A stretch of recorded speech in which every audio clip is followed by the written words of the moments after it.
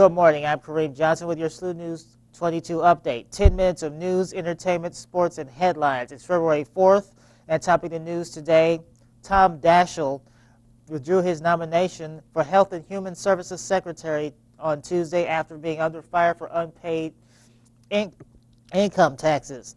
Mr. Daschle owed $128 in back taxes. Nancy Killefer also withdrew her name from consideration after failing to pay payroll taxes for an employee. I'm going to do that again.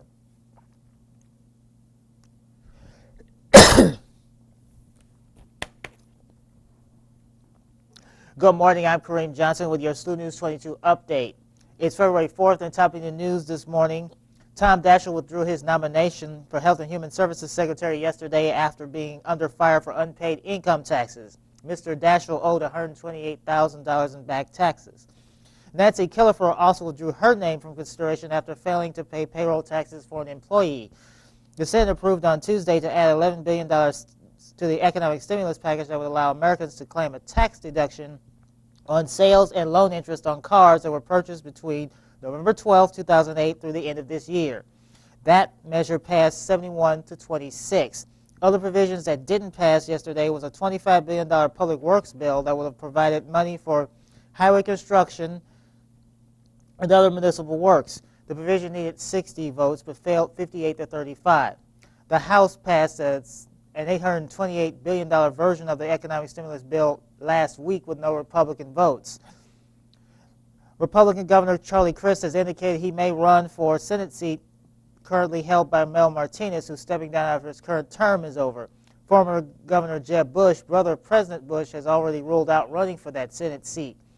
Ballots in Minnesota are to be reviewed again, according to judges presiding in the court case between Republican Norm Coleman, the incumbent senator, and Democratic former labor challenger Al Franken. Currently, Mr. Franken leads Coleman by 225 votes. The votes in question are the 5,000 absentee ballots. And national news, the nation's public transit systems are seeing some of the highest ridership in many years, but many are cutting back on service due to the tax measures failing or the expense of operations undermining service.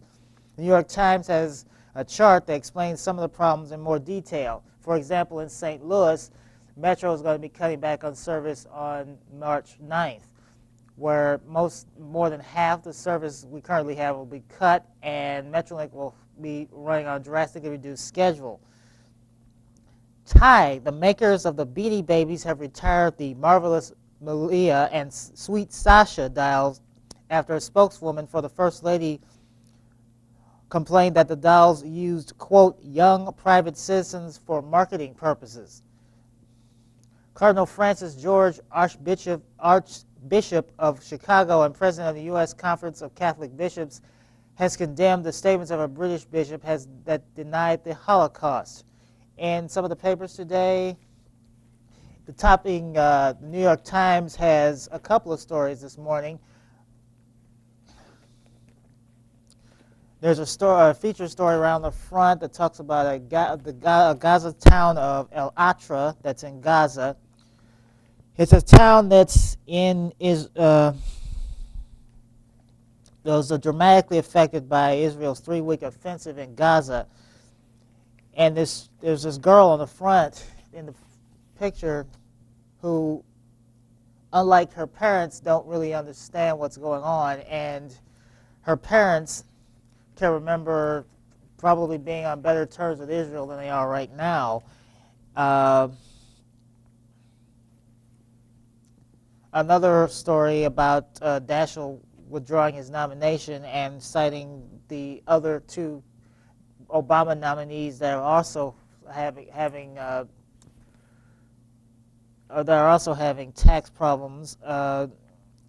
Timothy Geithner, the Treasury Secretary, and Nancy Killefer, who also were running. There's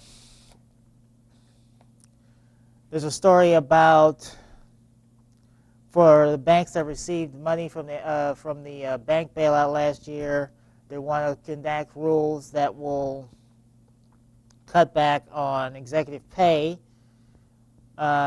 The Iranian government launched a satellite yesterday that coincided with the celebrations of the 30th anniversary of the Islamic Revolution. And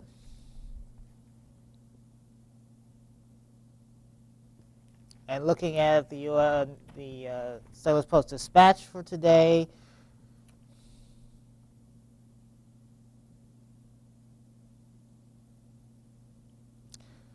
officials blame hackers after electronic sign on Interstate 255 in Madison County briefly warned motorists that the undead were ahead.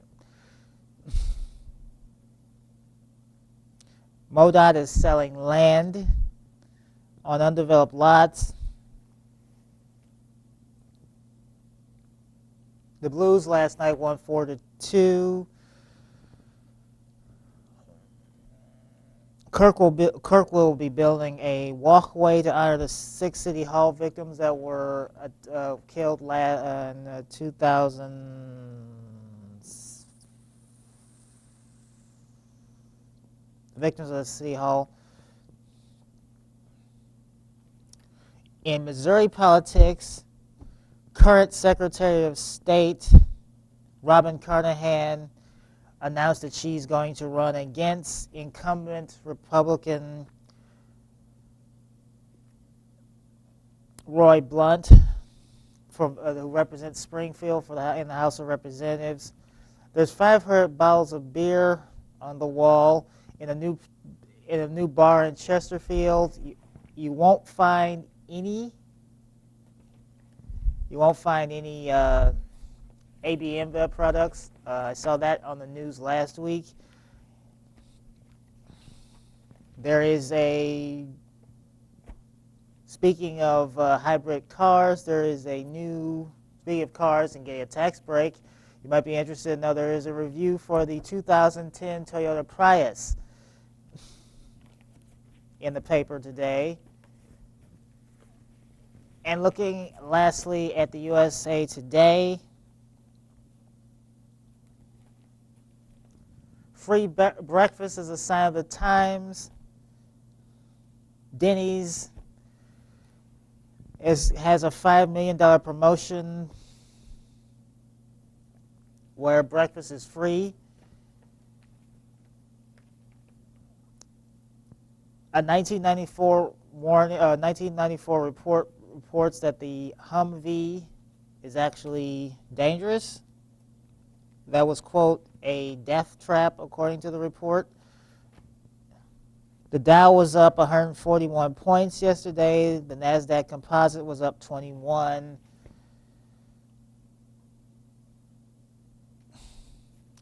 The USA Today snapshot poll, 69% of Americans are not concerned about bird strikes despite Flight 1549's crash into the Hudson last week, a couple of weeks ago, with no injuries, of course. And those are the main papers for today. I'm Kareem Johnson. I'll be back here tomorrow with more news and headlines. We will have our first SLU News 22 newscast on Sunday. It will go into rotation on Monday afternoon.